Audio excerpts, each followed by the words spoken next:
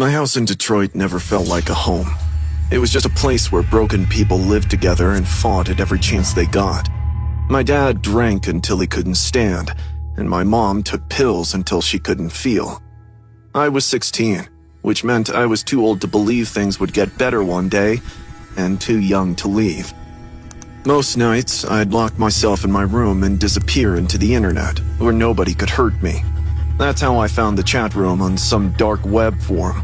It was anonymous, with people talking about their shitty lives. Suddenly, a text pinged my DM from someone with the username @Susie_22. She told me she was 22 and stuck in a bad relationship. Her boyfriend made her feel worthless. I lied. I was 23 with the name Alex and wanted to be seen, too.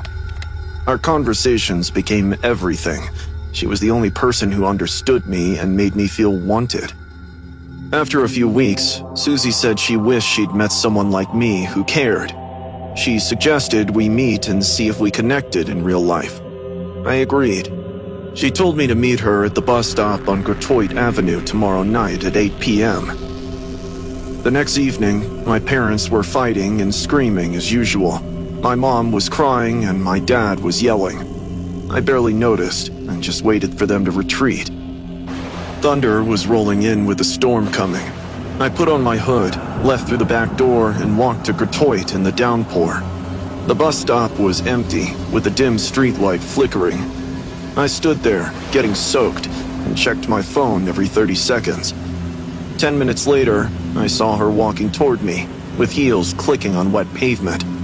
Even from a distance, I could tell she was older than 22. But I had lied too, so I couldn't actually complain. As she walked closer, I ducked my face under my hoodie. I thought I'd look at her after I told her the truth.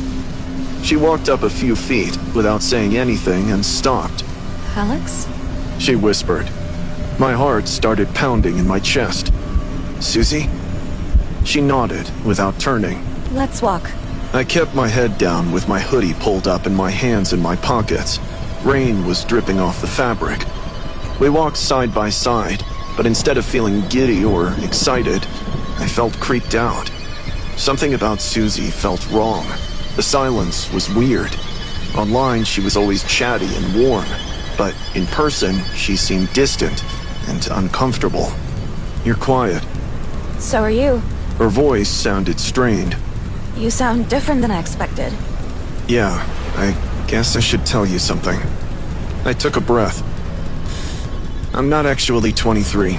I'm 16. My real name's Vincent. She stopped walking and stood completely still.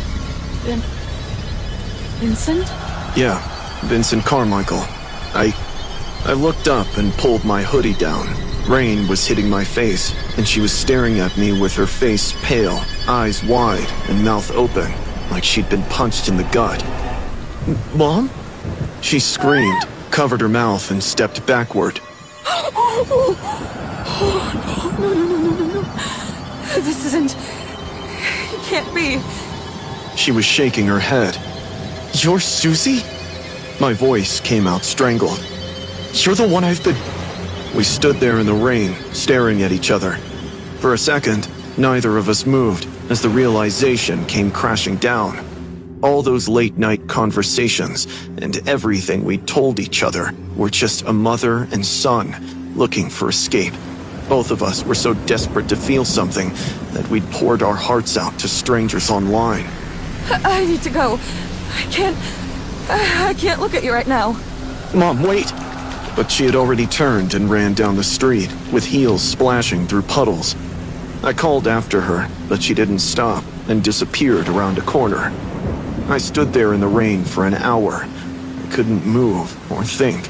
Every one of our conversations kept replaying in my head. When I finally went home, the house was dark.